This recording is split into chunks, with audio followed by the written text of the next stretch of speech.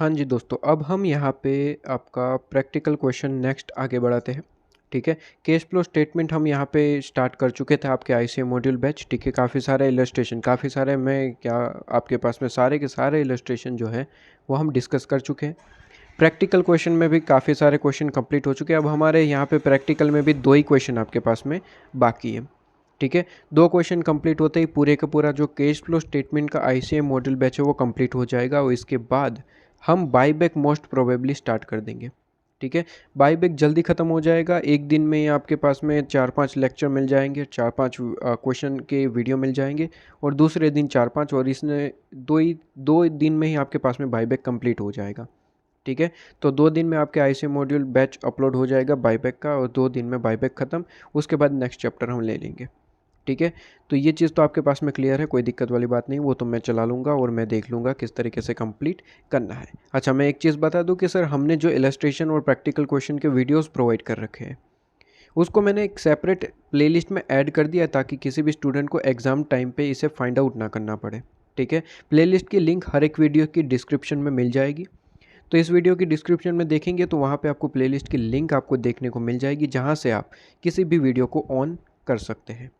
ठीक है, प्लेलिस्ट में सारे लेक्चर्स मैंने प्रोवाइड कर दिए अरेंज करके, और वहाँ पे आप जो है कोई भी इलस्ट्रेशन, कोई भी प्रैक्टिकल क्वेश्चन देख सकते हैं। आइए अपना अब नेक्स्ट क्वेश्चन स्टार्ट करते हैं। प्रैक्टिकल क्वेश्चन नंबर 12 पे आए थे हम। ठीक है, लास्ट में हमने प्रैक्टिकल क्वेश्चन नंबर 11 डिस्कस किया था, अब 12 पे आइए।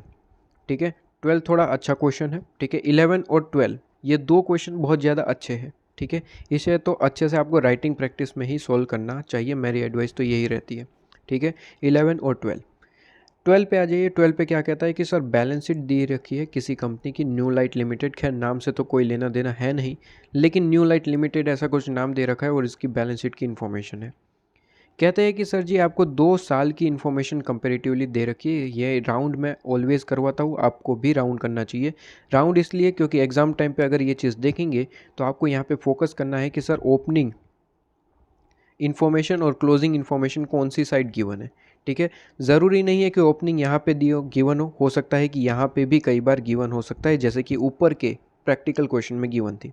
ठीक है, प्रैक्टिकल क्वेश्चन नंबर 11 में उल्टा गिवन था, यहाँ पे आपको थोड़ा सा अल्टरनेटिव गिवन है। ठीक है, तो इसलिए मैं हमेशा राउंड करवाता हूँ ताकि एग्ज़ाम टाइम पे जिस तरीके से आप जो है मॉड्यूल को रिवाइज़ करें, ये आपकी चीज़ दिमाग में बैठी रहे, एग्ज़ाम में आप ये गलती ना कर पाए। अगर एग्ज़ाम में आपने गलती कर दी, ठीक है, ओपनिंग को क्लोजिंग मान लिया और क्लोजिंग को ओपनिंग मान लिया, तो पूरा क्वेश्चन ही गलत हो जाएगा, क्योंकि एक भी आंसर आपका सही नहीं निकलेगा और पूरा 0 नंबर आपको मिल जाएगा। ठीक है, चलिए कोई दिक्कत नहीं, जल्दी से क्वेश्चन रीड करता हूँ और उसके बाद सॉल्यूशन करते हैं। सबसे पहले तो क्वेश्चन को अच्छे से रीड कर लीजिए, एग्जाम में बिल्कुल इसी तरीके से काम करना है जैसे मैं करवा रहा हूँ। कहता है कि शेयर कैपिटल गिवन है, नोट आपके पास में, रिजर्व सरप्लस है, लॉन्ग टर्म आपके पास में बोरोइंग है वगैरह है, अदर करंट लाइबिलिटी है, और शॉर्ट टर्म प्रोविजन है जिसमें टैक्स की इन्फॉर्मेशन है। ठीक है, टैक्स की इन्फॉर्मेशन आपके पास में, तो उसके लिए अकाउंट बना लेना सही रहेगा अगर और अदर इन्फॉर्मेशन है तो। इसके बाद कहता है सर प्रॉपर्टी प्लांट इक्विपमेंट है, नोट में पढ़ लेना क्या चीज़ें है। इसके बाद कहता है कि सर नॉन करंट इन्वेस्टमेंट है, कहता है आपके पास में ये आपके पास में ओपनिंग में 4 लाख थी, वो 3,20,000 हो गई। इन्वेस्टमेंट कम हो रही है, असेट कम हो रही है, इसका मतलब है कि असेट को आपने बेच दिया होगा, और क्या ही हो सकता है।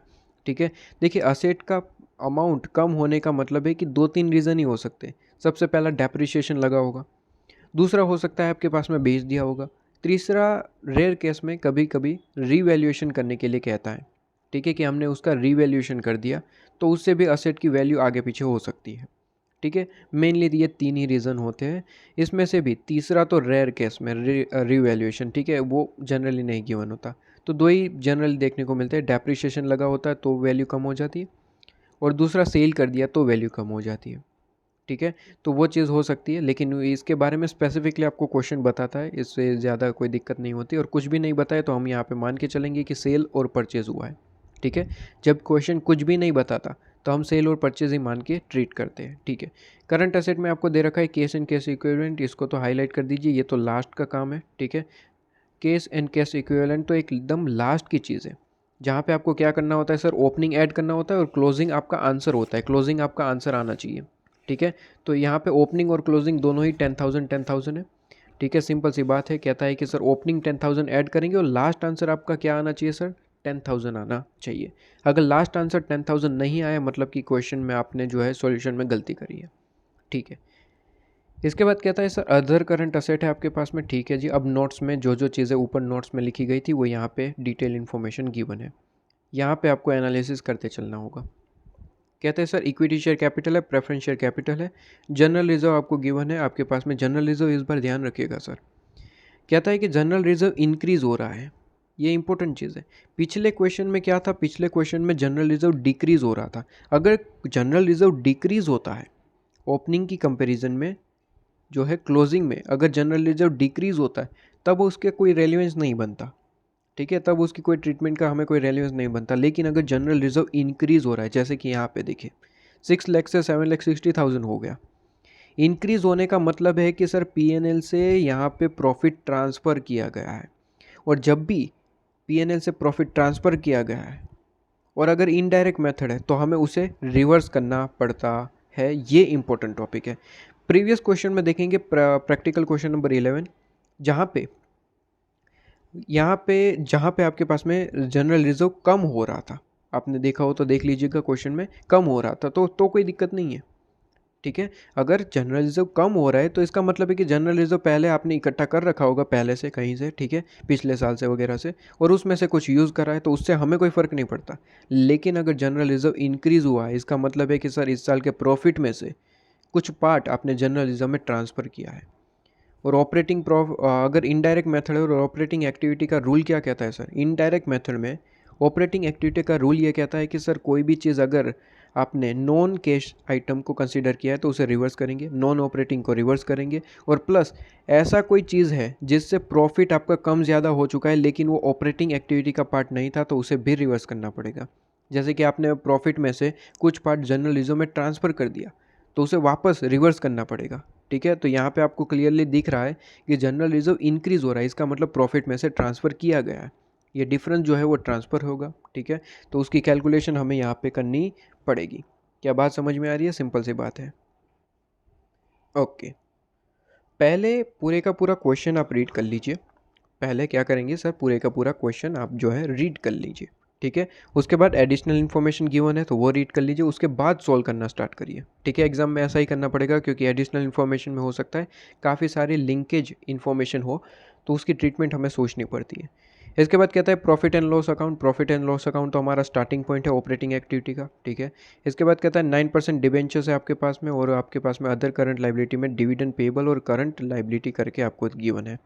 प्रॉपर्टी प्लांट इक्विपमेंट में आपको सिर्फ और सिर्फ प्रॉपर्टी प्लांट इक्विपमेंट गिवन है जिसमें से डेप्रिसिएशन इतना इतना है और लेस करके डेप्रिसिएशन अमाउंट आपको डायरेक्ट मेन अमाउंट गिवन है। दोनों अमाउंट आपके पास में है। एडिशनल इन्फॉर्मेशन की चीज़ें अब आती है, अब यहाँ पे इसे सोल्व करना स्टार्ट करना पड़ेगा। कहते हैं कि सर आपके पास में सबसे पहली इन्फॉर्मेशन किस किस की इन्फॉर्मेशन है, सबसे पहले वो हाईलाइट कर लूँ। कंपनी सोल्ड, यहाँ पे प्रॉपर्टी प्लांट इक्विपमेंट की इन्फॉर्मेशन है ये वाले, ठीक है। तो पहला पॉइंट प्रॉपर्टी प्लांट इक्विपमेंट का है। सेकंड पॉइंट किसका है सर, कहते हैं कंपनी ने डिसाइड किया है कि राइट ऑफ करेंगे। अच्छा, ये भी प्रॉपर्टी प्लांट इक्विपमेंट का है, ठीक है। तो ये प्रॉपर्टी प्लांट इक्विपमेंट का है, हाईलाइट कर दिया है। तीसरा वो भी प्रॉपर्टी प्लांट इक्विपमेंट का है लेकिन उस पर डेप्रिसिएशन की इन्फॉर्मेशन कह रहा है, ठीक है। ये तीनों पॉइंट आपके प्रॉपर्टी प्लांट इक्विपमेंट के रहे हैं। इसके बाद फोर्थ पॉइंट कहता है कि सर ये आपके पास में कंपनी ने सेल के इन्वेस्टमेंट से रिलेटेड ये पॉइंट है। इसके बाद फिफ्थ पॉइंट आपके पास में कहता है कि sir debentures and preference share से रिलेटेड है, कहता है उसको रिडीम किया है 5% प्रीमियम के हिसाब से, ठीक है, कोई दिक्कत नहीं है। इसके बाद नेक्स्ट पॉइंट आपके पास में है कंपनी ने डिसाइड किया है कि वैल्यू करेंगे इन्वेंट्री से रिलेटेड है, ठीक है।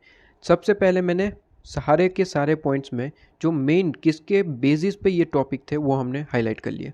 अब इसे क्वेश्चन को सोल्व करना स्टार्ट करते हैं। सबसे पहला कहता है कि सर कंपनी ने सोल्व कर दिया property plant equipment for 1 lakh rupees, ठीक है। 1 लाख रुपीज़ के लिए प्रॉपर्टी प्लांट इक्विपमेंट सोल्व कर दिया। इतना ही पढ़ के रुक जाना, मैंने आपको पहले से ही बताता रहा हूँ, अब हर बार डिटेल नहीं बता सकता, ठीक है। बड़े बड़े लेक्चर्स हमने रिकॉर्ड करे हैं, क्यों, क्योंकि कुछ चीज़ों में हमने डिटेल पढ़ा दिया है। आईसीएम मॉड्यूल में कंसेप्ट कवर नहीं होते फिर भी हमारा ये यूनिक आईसीएम मॉड्यूल बैच है जहाँ पे क्वेश्चन के साथ साथ हम कुछ कंसेप्ट को भी डिटेल में अच्छे से रिवाइज करवाते चलते हैं, ठीक है। बाकी आईसीएम मॉड्यूल बैच में कभी भी कंसेप्ट कवर नहीं होते, आपके क्वेश्चन सोल्व करवाए जाते हैं। लेकिन हमारा ये यूनिक आईसीएम मॉड्यूल बैच जहाँ पे कुछ कंसेप्ट को हम अच्छे से पढ़ा देते हैं ताकि किसी स्टूडेंट को नहीं आता है तो उसका रिवीजन हो जाए, ठीक है जी, कोई दिक्कत नहीं है। चलिए यहाँ पे कहते हैं कि सर सेल किया है, और मैंने आपको पहले ही बताया था कि सर कोई प्रॉपर्टी, कोई भी लाइबिलिटी वगैरह जो भी आपके पास में असेट वगैरह है, ठीक है, असेट वगैरह को सेल परचेज करते हैं तो जैसे ही सेल परचेज जितने में भी किया उतना पढ़ के रुक जाना। क्यों? क्योंकि कैश फ्लो स्टेटमेंट हमारे सामने आ जाएगा। कैश फ्लो स्टेटमेंट सबसे पहले ये हमारे सामने आके एक ही सवाल पूछेगा, क्या सेल और परचेज किया है? आंसर इज यस, हमने सेल किया है। यहाँ पे हमने क्या किया है सर? सेल किया है एक प्रॉपर्टी को, ठीक है। कैश फ्लो स्टेटमेंट कहेगा कि सर प्रॉफिट किया लॉस किया उससे कोई मतलब नहीं है फिलहाल के लिए, कितना पैसा आया ये सबसे पहले मुझे बताओ, सेल करके कितना पैसा कमाए। कहते हैं सर जी कंपनी ने प्रॉपर्टी प्लांट इक्विपमेंट बेच दिया for 1 lakh rupees, 1 lakh rupees आए हैं। कैश फ्लो स्टेटमेंट कहता है कि सर सबसे पहले 1 लाख रुपीज़ की एंट्री कर दो। सबसे पहले 1 लाख रुपीज़ की आप सबसे पहले एंट्री कर देंगे और बात ख़त्म। तो 1 लाख रुपीज़ की सबसे पहले एंट्री करेंगे यहाँ पे, और बाकी की बातें जो है बाद में, ठीक है। तो 1 लाख रुपीज़ सबसे पहले यहाँ पे एंट्री करेंगे। कहते हैं कि सर 1 लाख की एंट्री क्या होगी सर? सीधी सी बात है, property plant equipment investment activity है, तो इन्वेस्टमेंट एक्टिविटी में जाएंगे, ठीक है। इन्वेस्टमेंट एक्टिविटी में जाएंगे और इन्वेस्टमेंट एक्टिविटी में ऐड करेंगे या फिर लेस करेंगे? सीधी सी बात है सर, सेल किया है, पैसा मिलता है तो ऐड करेंगे, ठीक है। ये पहली ट्रीटमेंट हो चुकी, ये आपके पास मैं हाईलाइट कर देता हूँ ताकि हमें जो सॉल्यूशन के वक्त हमें ये ट्रीटमेंट ऐड करना है, ठीक है। पिंक कलर से मैं हाईलाइट कर देता हूँ, पिंक कलर से जो जो हाईलाइट किया है उसे हमें ट्रीट करना है, ठीक है। इसके बाद कहता है कि सर जी 1 लाख रुपीज़ में बेच दिया। कहता है कि कॉस्ट इसकी 2 लाख रुपये थी, जिस पर डेप्रिसिएशन आपके पास में 80,000 था, ठीक है। तो 2 लाख में हमने कभी कभार परचेस किया था किसी ज़माने में जिसका डेप्रिसिएशन 80,000 बनता है, तो हमें कॉस्ट कितनी है वो देखनी होती है, ठीक है। डेप्रिसिएशन माइनस करके 2 लाख थोड़ी ना देखेंगे, 2 लाख तो किसी ज़माने में परचेस किया होगा उसकी वैल्यू है। आज की वैल्यू कितनी है? कहता है कि सर 2 लाख माइनस 80,000। सर जी 2 लाख माइनस 80,000 मतलब कि आपके पास में कितनी वैल्यू हो गई? 2 लाख माइनस 80,000, 1 20, ठीक है। 1,20,000, 1,20,000। 1,20,000 की असेट आपने कितने में बेच दी सर? 1 लाख में, ठीक है। सेल कर दी आपने 1 लाख में, मतलब कि कहीं ना कहीं लॉस किया है आपने, कहीं ना कहीं आपने लॉस किया है। कितने का सर लॉस किया आपने? आपने लॉस किया है कितने का सर? आपने लॉस किया है यहाँ पे, आपने लॉस किया है 20,000 रुपीज़ का लॉस, ठीक है। 20,000 रुपीज़ का क्या किया सर? लॉस किया, ठीक है।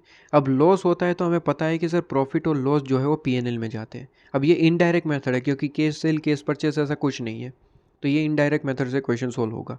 अब इनडायरेक्ट मेथड में आपको पता है कि सर पीएनएल में जो non operating non case item जाती है तो उसे रिवर्स करना पड़ता है, ठीक है। तो ये लॉस पीएनएल में गया होगा, पीएनएल में जाके माइनस हो चुका होगा। अब इसे रिवर्स करना है तो सीधी सी बात है, ऑपरेटिंग एक्टिविटी में हमें जो है इसे ऐड बैक करना पड़ेगा।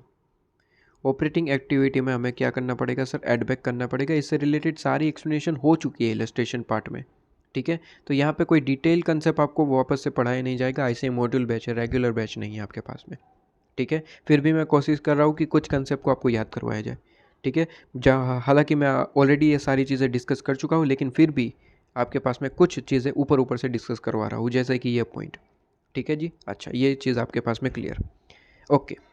इसके बाद कहता है कि सर कंपनी जो है ऑल्सो डिसाइड करती है कि वो राइट ऑफ कर देगी अनदर प्लांट को, ठीक है। अनदर हमारे पास में कोई प्लांट और मशीनरी होगी, उसे राइट ऑफ करना चाहती है। कहते हैं कि इसकी कॉस्ट 56,000 थी, जिस पे डेप्रिसिएशन 40,000 बनता है, ठीक है।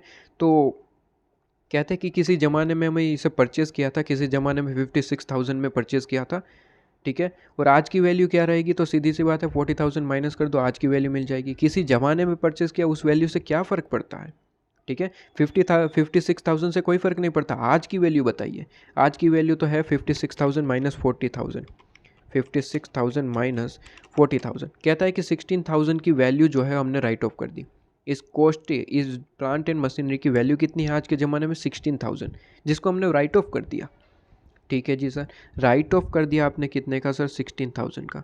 अब राइट ऑफ कर दिया तो ये तो आपके पास में नॉन केस आइटम है, ठीक है, और इसकी कोई ट्रीटमेंट भी आपके पास में खास बनती नहीं है। तो 16,000 आपने राइट ऑफ किया है, ठीक है। 16,000 आपने क्या करा सर? राइट ऑफ किया, लेकिन इसकी कोई एंट्री बनेगी नहीं, कैश फ्लो स्टेटमेंट में इसका कोई जाना बनता नहीं है, ठीक है। 16,000 राइट ऑफ किया, इसमें क्या ही एंट्री करेंगे आपके पास में? तो आपके पास में कैश फ्लो स्टेटमेंट में इसका कोई बनता नहीं है रूल, ठीक है। लेकिन एक चीज़ यहाँ पे दिक्कत देती है, सर जी ये इनडायरेक्ट मेथड है और ये ध्यान रखना पड़ता है कि सर पीएनएल में कोई आइटम गई है तो अगर वो नॉन केस है, नॉन ऑपरेटिंग है, ठीक है, नॉन केस या फिर नॉन ऑपरेटिंग है तो उसे रिवर्स करना पड़ता है। अब यहाँ पे आपने जो है राइट ऑफ किया है, right of provision, interest expense, ठीक है, आप डिस्काउंट, डिविडेंड वगैरह चीज़ें जो है आप पे करते वगैरह चीज़ें, तो आपको पता है कि सर पीएनएल में हम डालते हैं, ठीक है। और पीएनएल में आपके पास में गया तो सीधी सी बात है कि उसको हमें रिवर्स करना पड़ेगा क्योंकि ये नॉन ऑपरेटिंग आइटम हो सकती है, नॉन केस आइटम हो सकती है, ठीक है। तो ये आपकी चीज़ एक पीएनएल में गई है तो उसे थोड़ा सा यहाँ पे चेंज करना पड़ेगा, रिवर्स करना पड़ेगा। अच्छा, ये राइट ऑफ करने का मतलब क्या है सर? राइट ऑफ करने का मतलब है कि आपका प्रॉफिट कम हो गया होगा, आपने माइनस किया होगा पीएनएल में, तो वापस ऐड बैक करना पड़ेगा। ये चीज़ आपको ध्यान रखनी पड़ेगी। वैसे ही इसकी कैश फ्लो स्टेटमेंट में कोई एंट्री नहीं बनती, ठीक है, इसकी कोई एंट्री नहीं बनती क्योंकि इसमें कोई कैश ट्रांजेक्शन हुआ ही नहीं है। लेकिन ये पीएनएल में गया है और इसकी रिवर्स एंट्री करनी पड़ रही, इसलिए हम यहाँ पे एंट्री कर रहे हैं, ठीक है। तो ये आपके 16,000 राइट ऑफ आपके पास में हुआ है जो हम पीएनएल में माइनस कर चुके होंगे, तो इसको रिवर्स करने के लिए ऑपरेटिंग एक्टिविटी में जाएंगे और उसे ऐड बैक करना पड़ेगा, ठीक है, ताकि इसकी पूरी की पूरी जो इफेक्ट है वो ख़त्म हो जाए, ठीक है। तो 16,000 जो है वो आप क्या कर देंगे सर? ऑपरेटिंग एक्टिविटी में ऐड करके आएंगे, काम ख़त्म, ठीक है। इसके बाद कहता है कि सर आपके पास में प्लांट एंड इक्विपमेंट पे डेप्रिसिएशन जो है वो 3,60,000 है। तो 3,60,000 डेप्रिसिएशन की भी कैश फ्लो स्टेटमेंट में कोई एंट्री नहीं बनती क्योंकि ये नॉन केस आइटम है। लेकिन फिर से एक बार सर इनडायरेक्ट मेथड है, ध्यान रहे sir, non case non operating को हमें रिवर्स करना पड़ता है ऑपरेटिंग एक्टिविटी में। तो इसको भी रिवर्स करेंगे जैसे कि हम प्रीवियस इलस्ट्रेशन में समझा चुके हैं।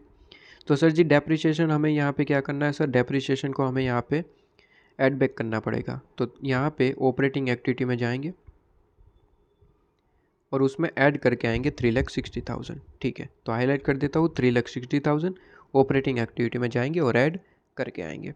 क्या बात समझ में आ रही है? क्लियर है? सिंपल सी बात है।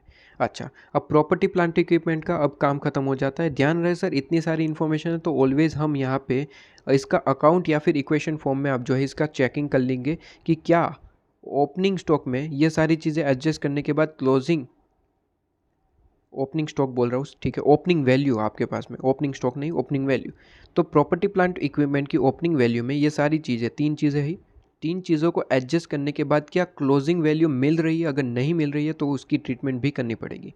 इसलिए ऑलवेज ध्यान रखिए एडिशनल इन्फॉर्मेशन में कोई चीज़ गिवन है और उसके लिए अकाउंट या फिर आप इक्वेशन प्रिपेयर करना ज़रूरी समझते हैं तो ज़रूर बनाइए, ठीक है, नॉर्मली प्रिपेयर करना ही पड़ता है, ठीक है। तो जल्दी से आइए, मैं यहाँ पे प्रॉपर्टी प्लांट इक्विपमेंट के लिए कैलकुलेशन कर लेता हूँ। PPE property plant equipment. ध्यान रहे सर एग्जाम में शॉर्ट फॉर्म यूज़ नहीं कर सकते, मार्क्स कट जाएंगे, फुल फॉर्म लिखना पड़ता है। यहाँ तो मैं सिंपली सॉल्व करवा रहा हूँ ऊपर ऊपर से, या ऐसे मॉड्यूल बैच है आपके पास में, ठीक है। चलिए, कहते हैं बताइए ओपनिंग वैल्यू सबसे पहले कितनी है? अच्छा, ओपनिंग वैल्यू आप चाहे तो अकाउंट प्रिपेयर कर सकते हैं, अकाउंट में आपको दोनों लेके कैलकुलेशन करना पड़ेगा, डेप्रिसिएशन, ठीक है, प्रॉपर्टी प्लांट इक्विपमेंट की कॉस्ट, और फिर आप जो है उसका डेप्रिसिएशन का एंट्री वगैरह करेंगे। लेकिन ये तो इक्वेशन मेथड है, इक्वेशन मेथड में डायरेक्टली मैं डेप्रिसिएशन के बाद का अमाउंट जो है कंसिडर करता हूँ, ठीक है। तो इक्वेशन मेथड में थोड़ा सा सिंपल हो जाता है लेकिन इसकी कैलकुलेशन ब्रैकेट में दिखानी पड़ती है, ठीक है। जैसे कि यहाँ पे 22,80,000 आपके पास में हो गया, ठीक है, ये वैल्यू आपके पास में आज की वैल्यू है, और यहाँ पे ब्रैकेट में दिखाना पड़ेगा 32 लाख माइनस 9,20,000, ये ओपनिंग वैल्यू है आपके पास में आफ्टर डेप्रिसिएशन। अब इसमें सेल परचेस वगैरह एडजस्ट करेंगे और देखेंगे क्लोजिंग वैल्यू से मैच हो रहा है या फिर नहीं। कहते हैं सबसे पहले पॉइंट में तो हमने सेल कर दिया, सेल करने से प्रॉपर्टी प्लांट इक्विपमेंट कम हो जाता है, कम होता है मतलब कि माइनस करेंगे। कहते हैं सेल कर दिया 1 लाख रुपीज़ में, लेकिन ध्यान रहे सर यहाँ पे इक्वेशन मेथड है, इक्वेशन मेथड ऑलवेज कॉस्ट को कंसिडर करता है, कितने में सेल किया उससे कोई फ़र्क नहीं पड़ता, ठीक है। कितनी कॉस्ट है, कॉस्ट का मतलब सर यहाँ पे जो अमाउंट ले रहे हैं वही अमाउंट यहाँ पे लेंगे। यहाँ पे कौन सी अमाउंट है सर? आफ्टर डेप्रिसिएशन, तो यहाँ पे भी आफ्टर डेप्रिसिएशन अमाउंट ही लेंगे। कहते हैं कॉस्ट 2 लाख है लेकिन किसी ज़माने में परचेज़ किया था उसकी अमाउंट है, डेप्रिसिएशन के बाद की अमाउंट क्या है सर? 2 लाख माइनस 80,000 मतलब कि 1,20,000, 1,20,000, ठीक है।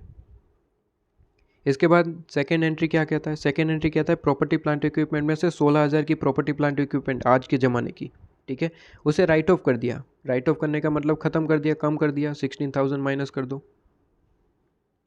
थर्ड एंट्री क्या कहता है सर? डेप्रिसिएशन है, डेप्रिसिएशन तो ऑलवेज आपके असेट की वैल्यू को कम कर देता है, ठीक है, 3,60,000 माइनस कर दो,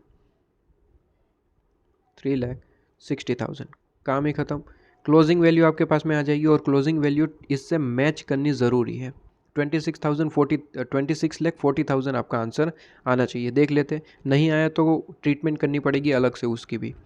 22,80,000 माइनस 1,20,000 माइनस 16,000 माइनस 3,60,000, तो आपके पास में ये आपके पास में आ जाता है 17,84,000।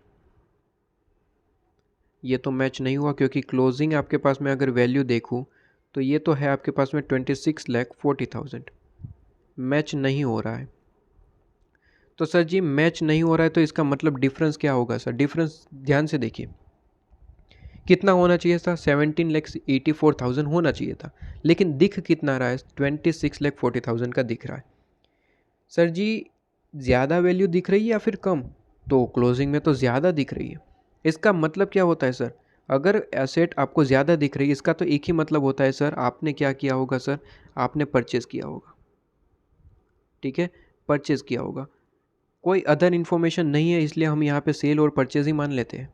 ठीक है, क्योंकि प्रॉपर्टी प्लांट इक्विपमेंट से रिलेटेड अब कोई इन्फॉर्मेशन नहीं है तो हम इसे एज्यूम कर लेंगे कि आपने परचेज़ किया होगा। डिफरेंस कितना है सर? देख लो, डिफरेंस आपके पास में है, डिफरेंस कितना है? 8,56,000, 8,56,000 का आपने परचेज़ किया होगा, ये हम एज्यूम कर लेंगे।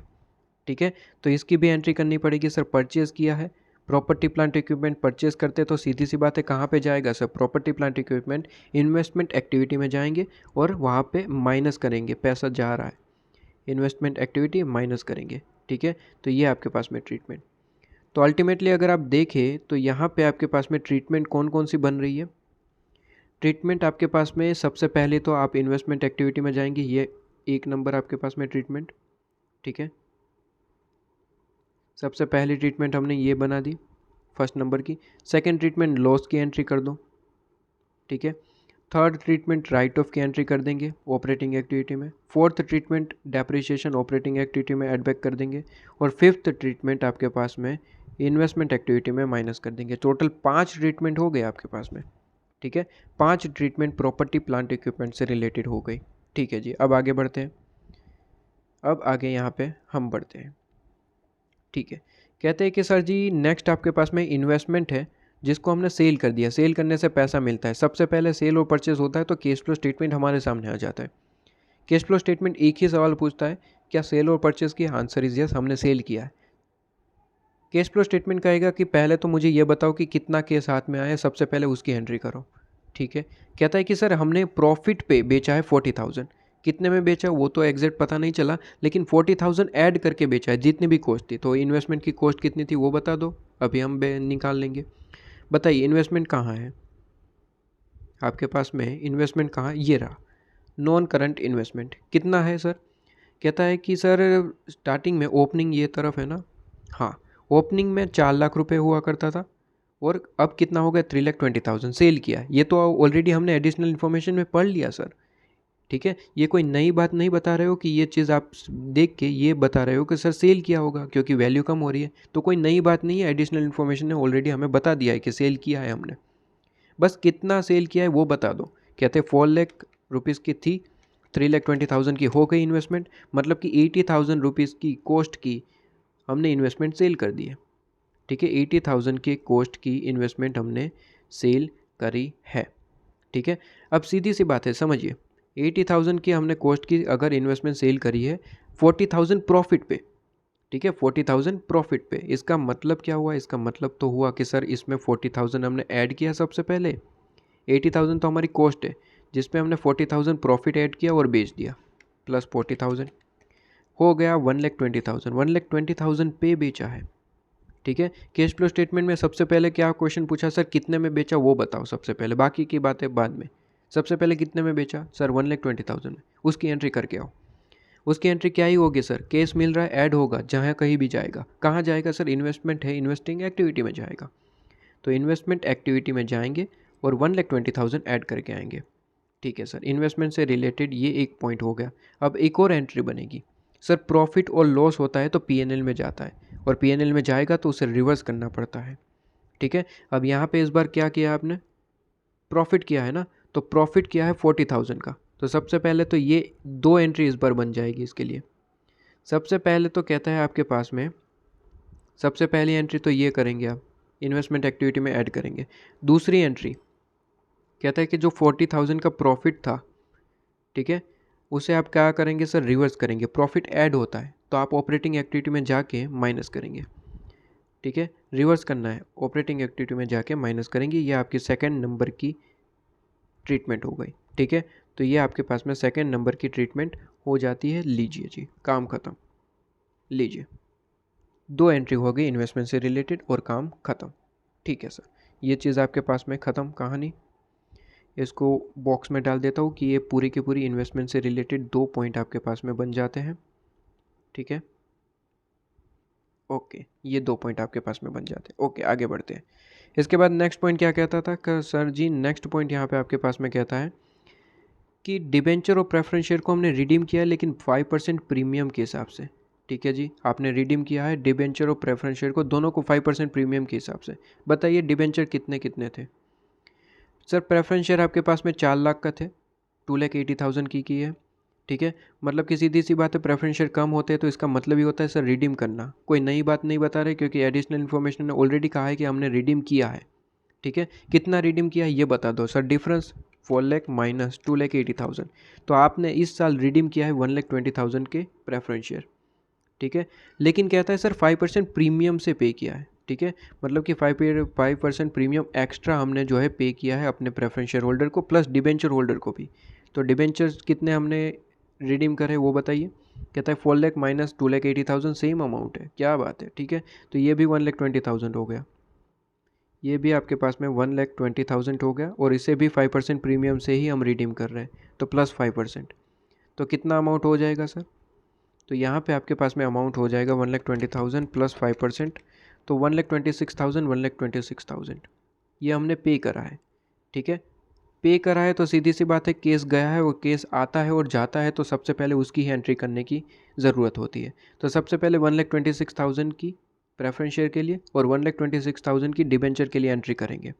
अच्छा, दोनों ही फाइनेंशियल एक्टिविटी है, तो फाइनेंशियल एक्टिविटी में जाके क्या करेंगे सर? पेमेंट हो रहा है, माइनस करेंगे दोनों को ही। तो फाइनेंशियल एक्टिविटी में जाके माइनस करेंगे। एक और चीज़ सर, ये तो सबसे पहले दोनों चीज़ों के लिए एक एक एंट्री बन गई, ठीक है। प्रेफरेंशियल के लिए एक एंट्री बन गई कि आप फाइनेंशियल एक्टिविटी में जाएंगे और माइनस करेंगे। डिबेंचर के लिए भी एक एंट्री ये बन गई कि आपके पास में फाइनेंशियल एक्टिविटी में जाएंगे और माइनस करेंगे। एक और एंट्री बनेगी सर, कौन सी सर? प्रीमियम से रिडीम किया ना, प्रीमियम आपके पास में क्या होगा सर? पीएनएल में जाएगा, क्योंकि एक तरीके से एक्सपेंस आपका हो गया, ठीक है। एक्स्ट्रा पेमेंट, एक्स्ट्रा खर्चा करना पड़ेगा, प्रीमियम पीएनएल में जाएगा, पीएनएल में जाएगा तो हमें रिवर्स करना पड़ेगा। अच्छा, प्रीमियम यहाँ पे इस बार खर्चा है, क्योंकि हम रिडीम कर रहे हैं, पैसा दे रहे हैं, खर्चा है, सीधी सी बात है, पीएनएल में माइनस हुआ होगा, इस बार हमें रिवर्स करना पड़ेगा। मतलब कि एक और एंट्री बनेगी, क्या सर? ऑपरेटिंग एक्टिविटी में जाएंगे और ऐड करेंगे प्रीमियम। प्रीमियम कितना है सर? 1,20,000 का 5% करो, 1,20,000 इंटू 5% मतलब कि 6,000। तो 6,000 को भी हमें ट्रीट करना पड़ेगा ऑपरेटिंग एक्टिविटी में। सेम यहाँ पे भी सर ऑपरेटिंग एक्टिविटी में जाएंगे और डिबेंचर्स का जो प्रीमियम है उसे क्या करेंगे सर? ऐड बैक कर देंगे, ठीक है, 6,000 जो बनता है, ठीक है। तो ये भी आपके पास में एक ट्रीटमेंट बन गई, तो इसको भी हाईलाइट कर लेते हैं। 2-2 ट्रीटमेंट बनी है दोनों में, ठीक है। आपके पास में 2-2 ट्रीटमेंट बनी है, ठीक है। ये दूसरी और यहाँ पे भी ये दूसरी ट्रीटमेंट, ठीक है। तो लिख लेते हैं, ये दूसरी ट्रीटमेंट आपके पास में, ये सेकंड नंबर की ट्रीटमेंट, ठीक है। यहाँ पे भी सेकंड नंबर, और इसे एक बॉक्स में डाल देते ताकि पता चले कि सर ये एक है, ठीक है, ये 2 एक है।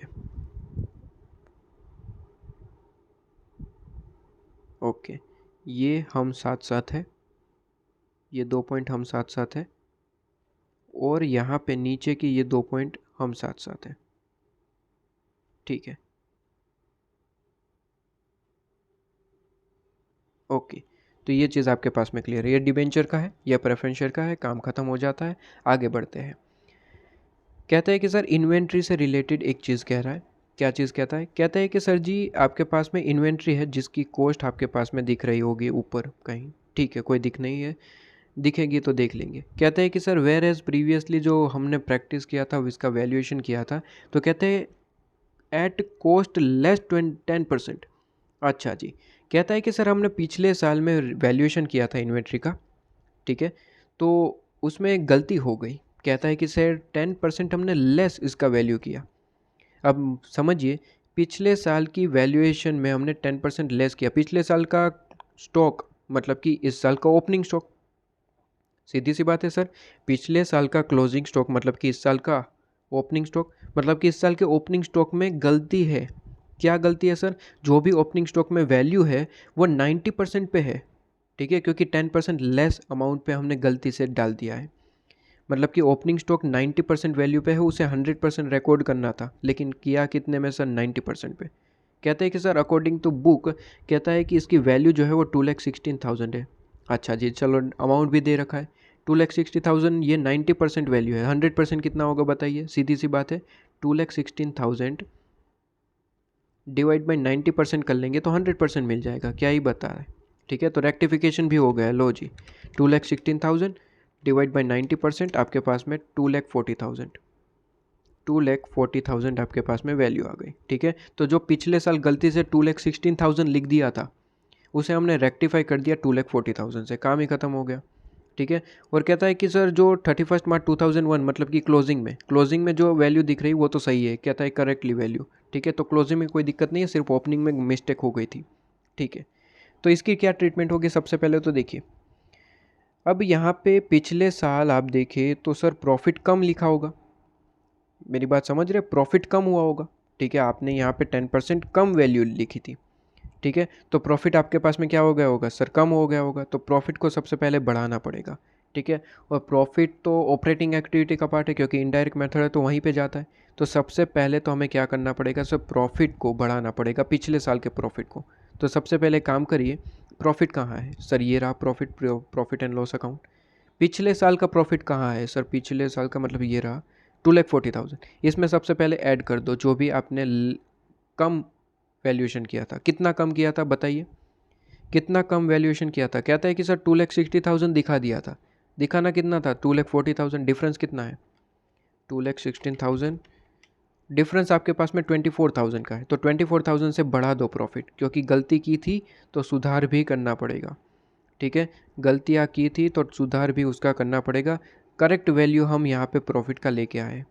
कितना करेक्ट वैल्यू है सर? करेक्ट वैल्यू आपके पास में 24,000 प्लस 2,40,000 ओपनिंग का प्रॉफिट एंड लॉस अकाउंट का आपको रियल अमाउंट मिल चुका है, ठीक है। कितना है sir? 2,40,000 plus 24,000, real amount is 2,64,000। Real amount is 2,64,000 real amount है, ठीक है। ये रियल अमाउंट है। अब इसके साथ कंपैरिजन होगी, ठीक है, और आपके पास में नेट प्रॉफिट निकल के आएगा। क्या बात समझ में आ रही है? सिंपल सी बात है, डेफिनेटली समझ में आ रही होगी, ठीक है। ये चीज़ आपके पास में क्लियर। तो सबसे पहले तो हमने पिछले साल का प्रॉफिट सही किया। अच्छा, दूसरी क्या चीज़ थी? कहता है कि सर इन्वेंट्री में गलतियाँ हो गई है, इसकी वजह से ही तो प्रॉफिट में हुआ, तो इन्वेंट्री को भी सही करना पड़ेगा। तो आइए इन्वेंट्री को सही कर लेते हैं। सर इन्वेंट्री कहाँ पे क्वेश्चन में गिवन है? देखिए, इन्वेंट्री असेट है, सीधी सी बात है, असेट साइड देखना चाहिए। मैंने खामखा लाइबिलिटी में देख लिया, कोई दिक्कत नहीं। असेट है, इन्वेंट्री असेट है तो असेट साइड ही कहीं दिखने को मिल जाएगी। कहता है प्रॉपर्टी प्लांट इक्विपमेंट इन्वेस्टमेंट है आपके पास में, cash and cash equipment. Other current asset है, अदर करंट एसेट में ही इन्वेंट्री आती है, लेकिन इन लोगों ने अलग से नहीं बताया। तो देखिए, अदर करंट एसेट का मतलब क्या होता है? हो सकता है इसमें ट्रेड रिसीवेबल भी हो, ठीक है। एग्जाम्पल ले रहा हूँ, हो सकता है इसमें इन्वेंट्री तो 100% है ही है, ठीक है, और इसमें और भी हो सकती है कोई करंट असेट हो, ठीक है। तो यहाँ पे काफ़ी सारी असेट का टोटल दे दिया इन लोगों ने, ओपनिंग और क्लोजिंग दोनों। अब मुझे करना क्या है सर? इन्वेंट्री की जो भी वैल्यू इसमें लिखी हुई है उसमें 24,000 बस ऐड करना है।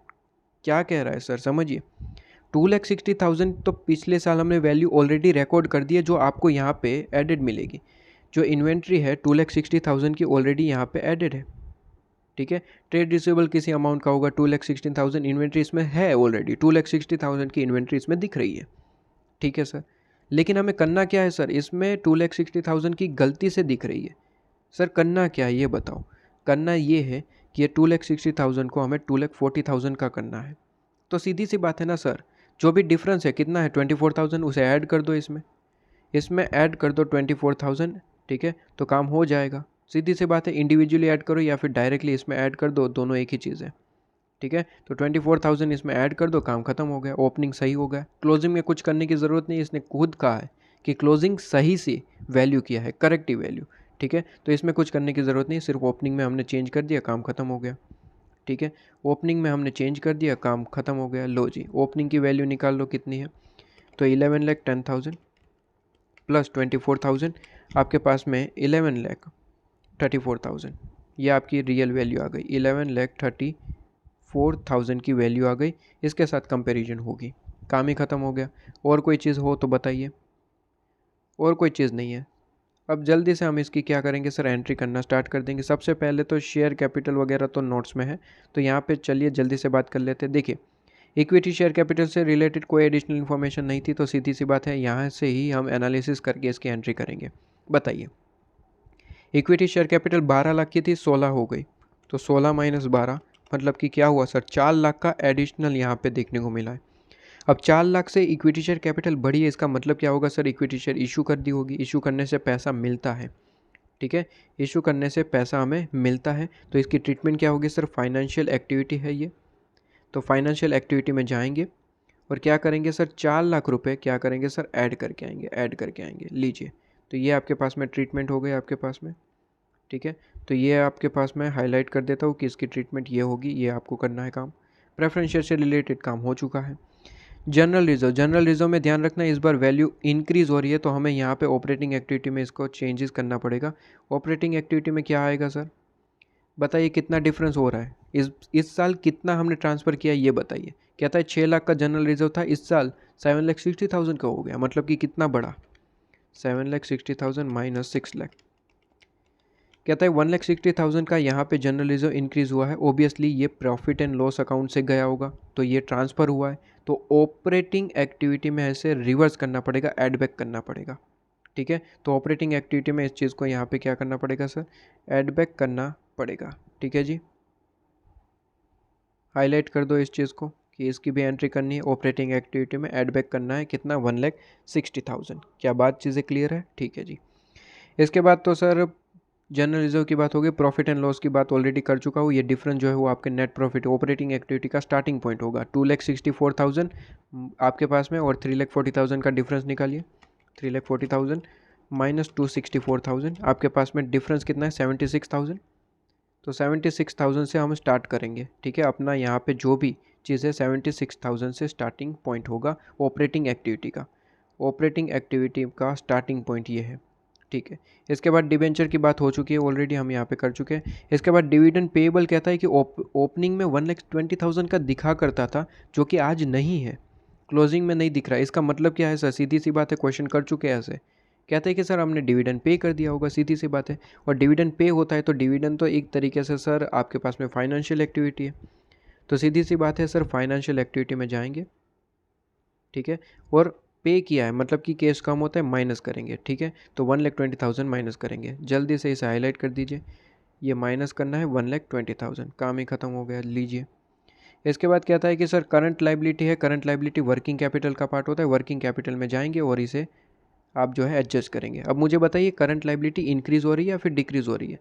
कहते हैं सर 4,80,000 थी, कितनी हो गई सर, 5,20,000, मतलब कि करंट लाइबिलिटी इंक्रीज़ हो रही है। और ऑलरेडी मैं आपको रूल पढ़ा चुका हूँ सर, ये चीज़ हर एक वीडियो में डिस्कस करी है मैंने। क्या चीज़, ये कि करंट लाइबिलिटी अगर इंक्रीज़ होती है तो आपको क्या करना है सर, उसे ऐड करना है ऑपरेटिंग एक्टिविटी में। ठीक है, ये रूल कहीं लिख लीजिएगा वीडियो को स्टॉप करके, ये रूल आपको याद रखना है। कोई भी एक रूल याद रखिए, दूसरा याद हो जाता है। ये ऑलरेडी मैं डिस्कस कर चुका हूँ, यहाँ पर वापस से डिस्कस नहीं कर रहा हूँ। ठीक है, चलिए, तो हमें क्या करना है सर, ये जो डिफरेंस निकल के आया उसे डिफरेंस को हमें ऐड करना है बस। तो जल्दी से मैं यहाँ पे डिफरेंस निकाल लेता हूँ। 5,20,000 हो गया, 4,80,000 था, तो 40,000 का इंक्रीमेंट देखने को मिला है। तो 40,000 में क्या करूँगा सर, 40,000 को मैं क्या करूँगा, 40,000 को ऑपरेटिंग एक्टिविटी में ऐड कर दूँगा। ठीक है, ऑपरेटिंग एक्टिविटी में ऐड कर दूँगा। लीजिए, ये ट्रीटमेंट भी ख़त्म। ठीक है, इसके बाद सर ऊपर कुछ यहाँ पे इन्फॉर्मेशन जो बाकी रह गए हुआ, नोट्स का काम ख़त्म हो चुका है, नोट्स का काम ख़त्म हो चुका है, नोट्स का काम ख़त्म हो चुका है। यहाँ पे टैक्स से रिलेटेड इन्फॉर्मेशन है। अच्छा, टैक्स से रिलेटेड इन्फॉर्मेशन तो दे रखी है, लेकिन टैक्स पेड की इन्फॉर्मेशन इस बार एडिशनल इन्फॉर्मेशन में नहीं गिवन है। तो अच्छा ध्यान रखिए, कि सर सिर्फ प्रोविजन की इन्फॉर्मेशन है, ओपनिंग और क्लोजिंग, लेकिन टैक्स पे कितना करा या फिर कोई अदर इन्फॉर्मेशन नहीं है। याद रखिएगा सर, इंपॉर्टेंट पॉइंट है। कहते हैं कि सर प्रोविजन की सिर्फ और सिर्फ इन्फॉर्मेशन गिवन है, जैसे कि यहाँ पे गिवन है, लेकिन इससे रिलेटेड और कोई इन्फॉर्मेशन नहीं है टैक्स से रिलेटेड। तो ऑलवेज हम ये एज्यूम करेंगे कि सो जो ओपनिंग है, ठीक है, वो पे कर दिया है इस साल, मतलब कि इस साल पेड है, इस साल का पेड है, ओपनिंग पेड कर दिया है, ये हम मान के चलेंगे। ऑलवेज यही एज्यूम करेंगे, ध्यान रखिएगा। और जो क्लोजिंग है वो इस साल हमने प्रोविज़न बनाया है, ठीक है, इस साल का प्रोविज़न है, यही एज्यूम करेंगे, ठीक है, ध्यान रखिएगा, ये चीज़ इंपॉर्टेंट है, ये इस साल की प्रोविज़न है। अब मुझे बताइए कि सर ये आपका पेड है तो कहाँ जाएगा सर? ऑपरेटिंग एक्टिविटी में लास्ट में आपके पास में माइनस होगा, ठीक है, लास्ट में माइनस हो जाएगा। और प्रोविज़न वगैरह पीएनएल में जाते हैं, ठीक है।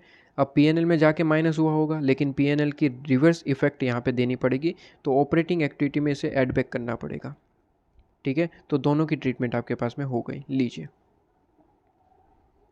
ठीक है, दोनों को मैंने हाईलाइट कर दिया कि दो ट्रीटमेंट आपको करनी पड़ेगी। इसके बाद कोई other information, property plant equipment notes में मैंने कर दिया, नॉन करंट कर दिया, कैश एंड कैश इक्विवलेंट का बता चुका हूँ, सारी ट्रीटमेंट हो चुकी है। जल्दी से अब इसकी एंट्री करना स्टार्ट करते हैं। आइए सॉल्यूशन पे आइए, सिंपल सा क्वेश्चन है, कोई दिक्कत वाली बात नहीं है।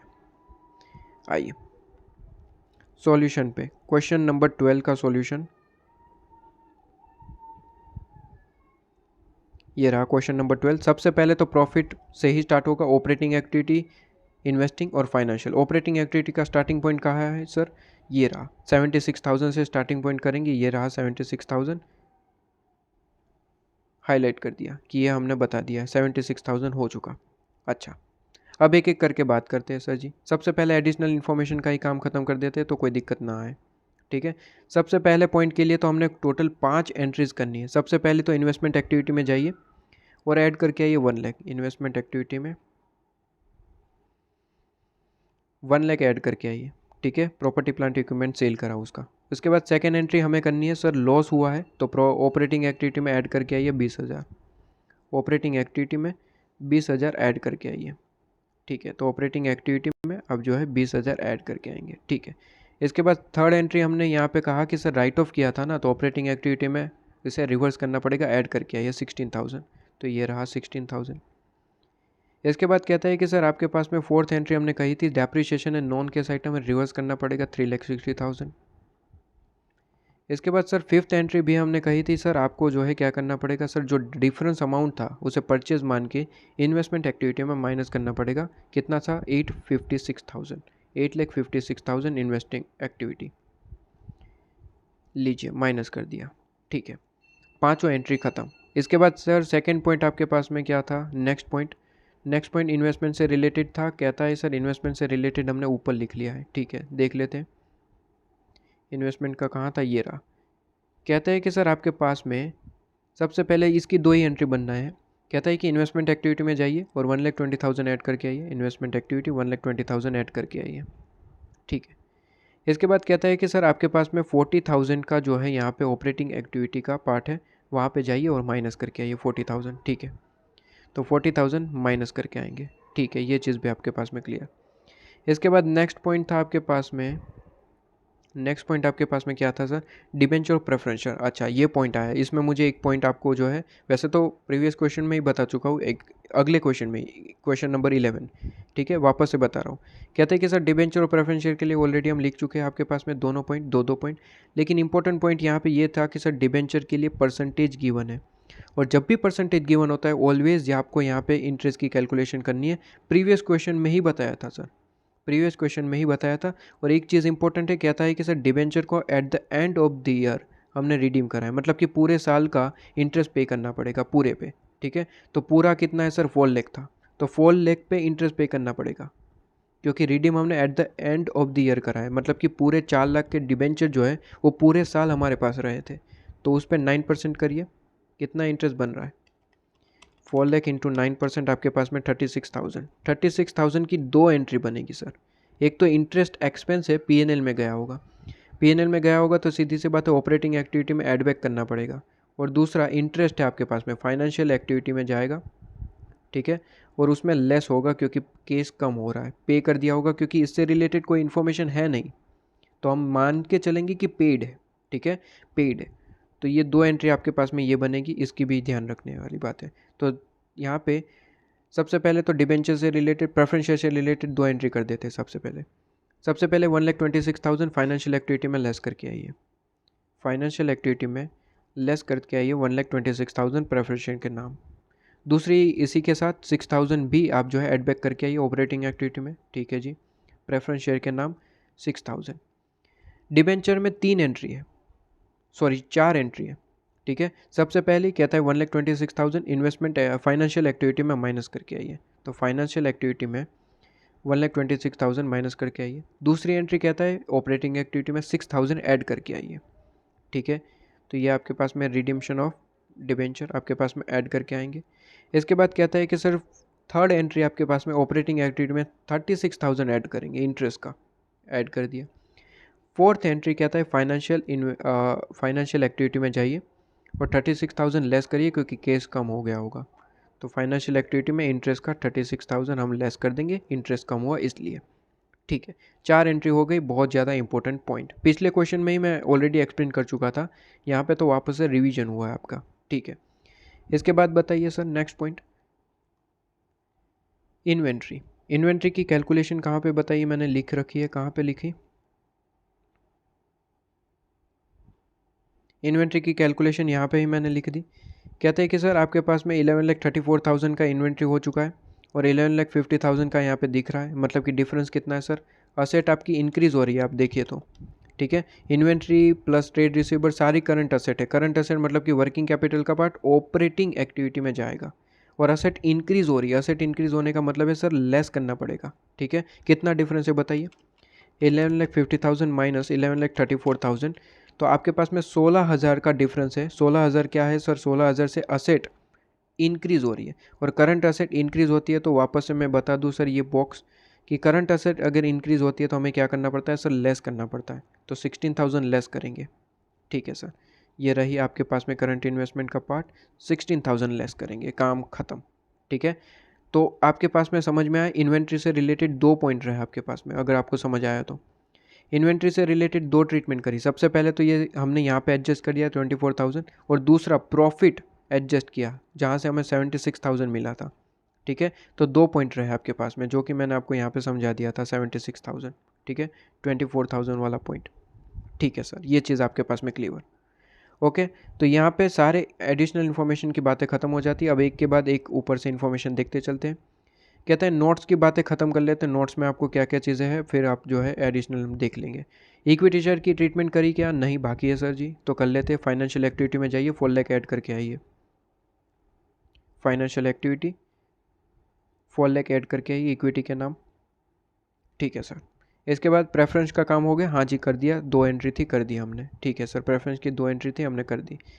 इसके बाद कहता है सर जनरल रिजर्व की ट्रीटमेंट करी या फिर नहीं? सर बाकी है, कर लीजिए फटाफट से। ऑपरेटिंग एक्टिविटी में जाना है, 1,60,000 ऐड करके आना है। ठीक है, ऑपरेटिंग एक्टिविटी में जाइए, 1,60,000 जनरल रिजर्व के नाम ऐड करके आइए। ठीक है सर, आगे बढ़ते हैं। प्रॉफिट एंड लॉस वो तो स्टार्टिंग में ही कर दिया, 76,000। ठीक है, डिबेंचर का काम खत्म हो गया सर? हाँ जी, 4 एंट्री करी, काम खत्म हो गया। डिविडेंड पेएबल क्या एंट्री कर दी? बाकी है सर जी, तो करके आइए। फाइनेंशियल एक्टिविटी में जाइए और माइनस करके आइए 1,20,000। फाइनेंशियल एक्टिविटी में जाएंगे, 1,20,000 माइनस करके आएंगे। ठीक है सर, इसके बाद करंट लाइबिलिटी की ट्रीटमेंट हुई सर? बाकी है, कर लीजिए जल्दी से। कहता है कि सर आपके पास में करंट लाइबिलिटी का ट्रीटमेंट ऑलरेडी बता चुका हूँ सर। ऑपरेटिंग एक्टिविटी में 40,000 ऐड करके आना है। ठीक है जी, 40,000 करंट लाइबिलिटी के नाम ऐड करके आइए। ठीक है, इसके बाद प्रॉपर्टी प्लांट इक्विपमेंट की सारी ट्रीटमेंट हो चुकी है। 5 पॉइंट ट्रीटमेंट हुई थी, वो हमने कर दी। अब अच्छा, ऊपर से इन्फॉर्मेशन बाकी जो बाकी है, जो नोट्स के लिए नहीं थी, वो कर लेते हैं सर। टैक्स की इन्फॉर्मेशन जो आपको ऑलरेडी बता चुका हूँ सर। सबसे पहले 3,60,000 माइनस करिए पूरी की पूरी ऑपरेटिंग एक्टिविटी के लास्ट में। ठीक है, तो यहाँ पे लास्ट में 3,60,000 माइनस करेंगे। दूसरी प्रोविजन के नाम ऑपरेटिंग एक्टिविटी में ऐड करिए। कितना सर? 3,40,000। 3,40,000 यहाँ पे ऐड करेंगे। ठीक है, अच्छा ओके सर जी, ये समझ में आ गया। इसके बाद क्या कोई और आइटम? नॉन करंट का काम हो गया? हाँ जी, नॉन करंट का तो 2 एंट्री था, काम हो गया। अच्छा, सारी चीज़ें हो चुकी है हमारे ख्याल से। कोई भी चीज़ बाकी नहीं है। एक बार मैं यहाँ पे देख लूँ कि कोई हमें ट्रीटमेंट भूल गए है क्या। कोई भी ट्रीटमेंट भूले नहीं है, बस वो कैश ऑन कैश इक्विवेलेंट की बात तो मैं ऑलरेडी कर चुका हूँ, वो तो लास्ट में ही होता है। ठीक है, ओपनिंग ऐड करेंगे और आंसर क्लोजिंग आना चाहिए। तो सबसे पहले तीनों एक्टिविटी का हम टोटल लगा लेंगे। तीनों एक्टिविटी का टोटल लगाएंगे तो आपके सामने आंसर आएगा 8000 माइनस। ठीक है, सॉरी 8000 माइनस नहीं, तीनों एक्टिविटी का टोटल लगाएंगे, आपके पास में नील आंसर आएगा। तीनों एक्टिविटी का टोटल लगाएंगे, नील आएगा, 0। उसमें 10,000 ऐड करेंगे, ओपनिंग कैश ऐड करेंगे 10,000 और आंसर आ जाएगा क्लोजिंग 10,000। काम खत्म, क्वेश्चन खत्म। ठीक है, काम खत्म, क्वेश्चन खत्म, आपके पास में चीज़ें खत्म। ठीक है, तो सिंपल सा पॉइंट था, आपने देखा हो तो। ओके जी, सारी की सारी ट्रीटमेंट हो चुकी है ना, एक बार मैं देख लूँ यहाँ पे इसका टोटल है। ओके, ये तो चीज़ है, ठीक है, ये भी आ चुकी है सारी की सारी, ये भी आ चुकी है, ये भी सारे पॉइंट्स आ चुके हैं। Okay, done done done done done, question आपके पास में ख़त्म। ठीक है।